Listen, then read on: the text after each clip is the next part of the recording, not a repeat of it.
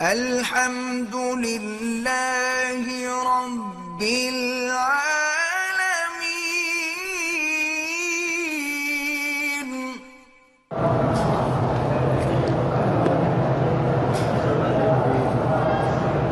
کہتے جی کہ کلندر شہباز اور سہون شریف کے مزاروں پہ جا کے دعا کے لیے، ایک تو میری بات یہ ہے کہ قبروں پہ جانا منع نہیں ہے، لیکن عرس منانے اور میلے لگانے اور وہاں جا کے سوال کرنے یہ شرک ہے۔ ویسے گزر رہے ہو اس علاقے سے تو چلے جاؤ، آمدن کسی قبر کے لیے سفر کرو، یہ جائز نہیں ہے۔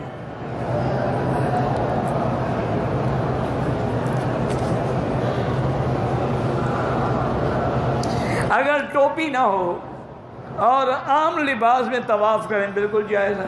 صحابہ کے پاس ایک چادر ہوتی تھی، اللہ کے بندے، دو بھی نہیں تھی، وہ ایک ہی چادر کو گلے میں گانٹھ لگا لیتے تھے، وہ نیچے کا پردہ بھی کرتی تھی اور سینے کا پردہ بھی کرتی تھی۔ اگر نہ ہو تو کوئی حرج نہیں، لیکن ہو تو یہ کہیں نہیں مسئلہ کہ پھینک دو، ہو تو پھر پورے لباس میں جاؤ اللہ کے گھر میں۔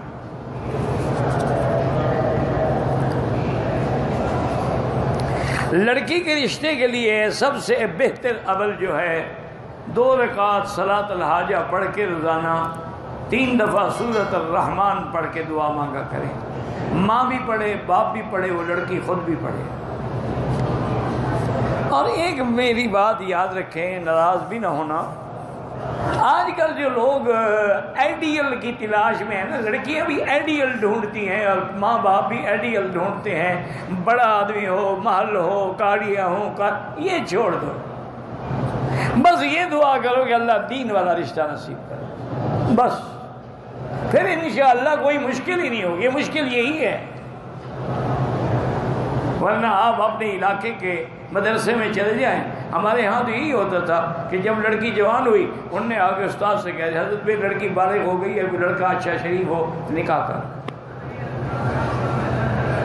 5 روپے کی چھوارے آ گئے، استاد نے بیٹھ کے نکاح کر دیا۔ 2 دن کے بعد ایک آدھی دیکھ جو ہو سکا وہ پکا کے ولیمہ ہو گیا، شادی ہو گئی۔ اس طرح کوئی لڑکی بھی انشاءاللہ بغیر شادی کے نہیں رہے گی۔ اگر لڑکے والے بھی جہیز ڈھونڈتے ہیں تو وہ بھی ظلم ہے، جہیز لینا حرام ہے۔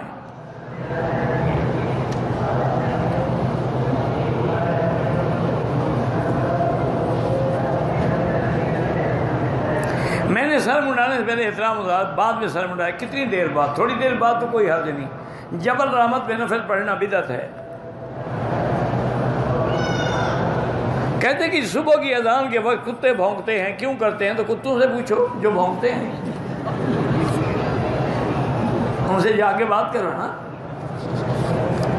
اللہ کے بندے وہ بھی شیطان کو دیکھتے ہیں، جیسے گدھا جو ہے نا وہ آوازیں نکالتا ہے، شیطان کو دیکھتا ہے، مرغ فرشتے کو دیکھتا ہے، وہ اذانیں کہتا ہے۔ یہ اپنی اپنی نظر ہے، تم کتے کی نظر بنو یا مرغ کی نظر بنو۔